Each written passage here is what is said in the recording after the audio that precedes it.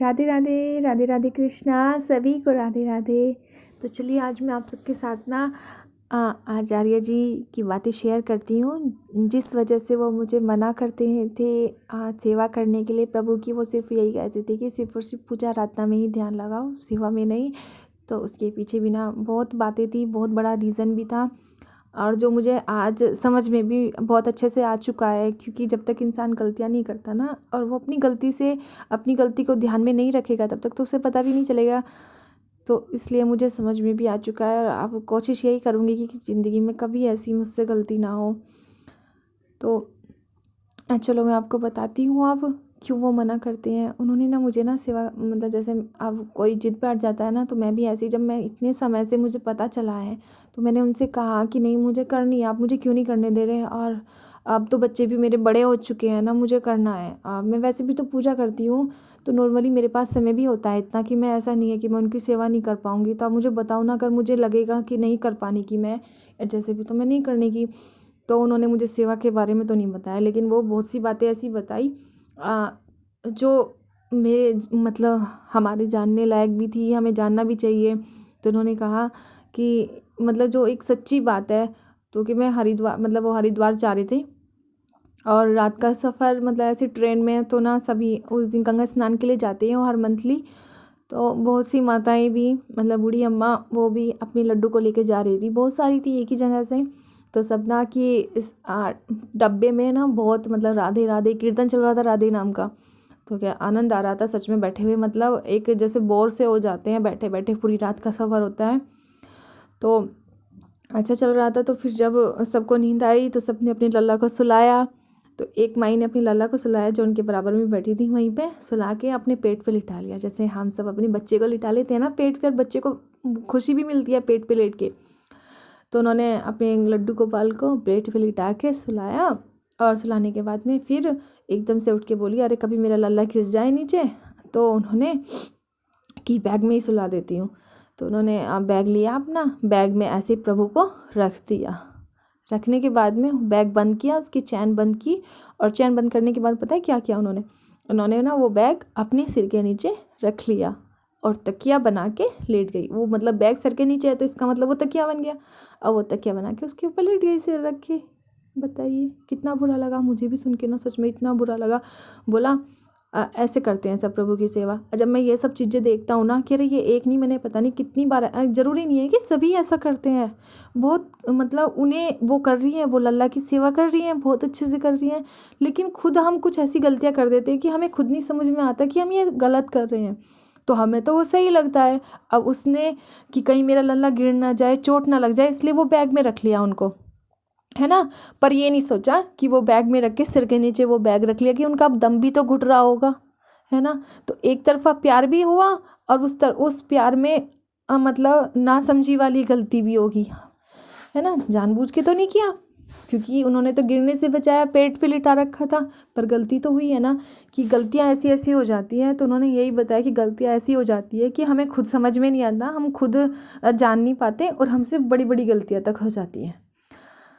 तो ऐसे फिर उन्होंने कहा कि ऐसा भी हो जाए, जैसे हम कहीं जाते हैं, बहुत होते हैं कि अपने लड्डू गोपाल को अपने पड़ोसी को देख के आते हैं कि भाई आप हमारे कान्हा जी का ध्यान रख लेना, उन्हें समय पे भोग लगा देना, हम वहाँ जा रहे हैं, वहाँ पे ले नहीं जा सकते।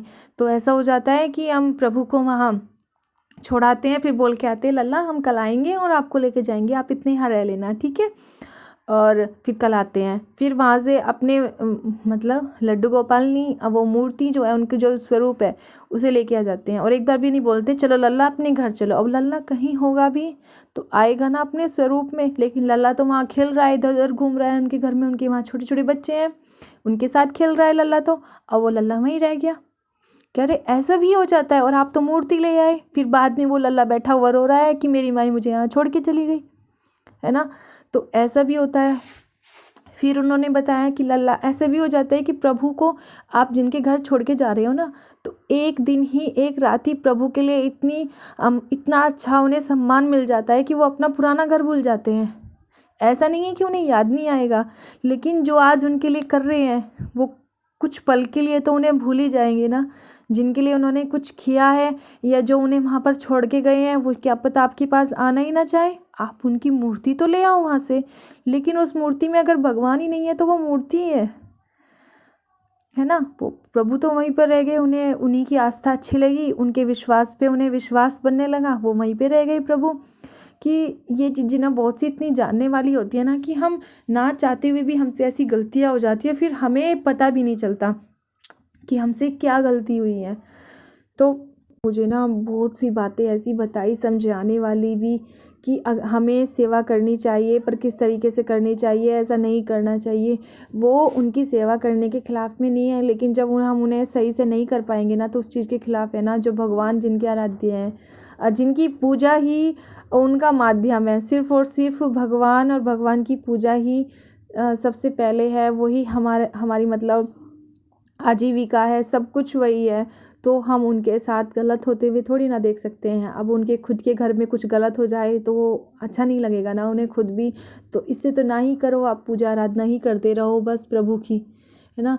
तो ये है। और मन का सबसे पहले मन का प्रभु से जुड़ना बहुत ज़रूरी होता है। जब तक हमारा मन प्रभु से नहीं जुड़ेगा, भले ही चाहे हम उनके लिए कितनी ही कर लें, कुछ भी कर लें उनके लिए, कुछ भी बनाए, कुछ भी करें, तब तक वो हमारा मतलब किसी काम का नहीं है। तो उन्होंने ना बहुत सी बातें ऐसी समझाई, मेरी समझ में भी आया, और मैं कोशिश भी कर रही हूँ कि गलतियाँ ना हों।